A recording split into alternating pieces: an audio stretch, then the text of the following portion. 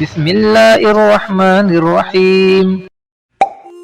بچوں کو سب سے زیادہ ضرورت والدین کے وقت اور توجہ کی ہوتی ہے۔ مہنگے کھلونے وقتی خوشی دیتے ہیں، لیکن وقت ہمیشہ یاد رہتا ہے۔ جب آپ بچے کے ساتھ بیٹھتے، کھیلتے یا بات کرتے ہیں تو اس کا اعتماد بڑھتا ہے۔ مصروفیت کے باوجود روزانہ کچھ وقت صرف بچوں کے لیے مخصوص کریں۔ یہی وقت ان کی شخصیت کو مضبوط اور متوازن بناتا ہے۔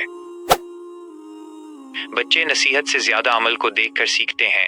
اگر آپ سچ بولیں گے تو بچہ بھی سچائی سیکھے گا۔ اگر آپ صبر کریں گے تو بچہ بھی برداشت سیکھے گا۔ والدین کا ہر عمل بچوں کے لیے مثال ہوتا ہے، اس لیے اپنی زندگی کو بچوں کے لیے عملی نمونہ بنائیں۔ ہر بچہ منفرد ہوتا ہے۔ ہر بچے کی سوچ، صلاحیت اور دلچسپیاں مختلف ہوتی ہیں۔ کسی بچے کو پڑھائی پسند ہوتی ہے تو کسی کو کھیل یا فن۔ بچوں کا دوسروں سے موازنہ کرنا ان کے اعتماد کو کم کرتا ہے۔ ان کی خوبیوں کو پہچان کر انہیں آگے بڑھنے کا موقع دیں۔ ہر بچے کو اس کی صلاحیت کے مطابق سپورٹ کرنا ضروری ہے۔ 4 بیٹی ہو یا بیٹا، دونوں برابر ہیں۔ اسلام میں بیٹی اور بیٹے دونوں کو برابر اہمیت دی گئی ہے۔ دونوں کے حقوق، محبت اور عزت میں فرق نہیں ہونا چاہیے۔ گھر کا ماحول انصاف پر مبنی ہو تو بچے بہتر انسان بنتے ہیں۔ تفریق بچوں کے دل میں نفرت اور احساس محرومی پیدا کرتی ہے۔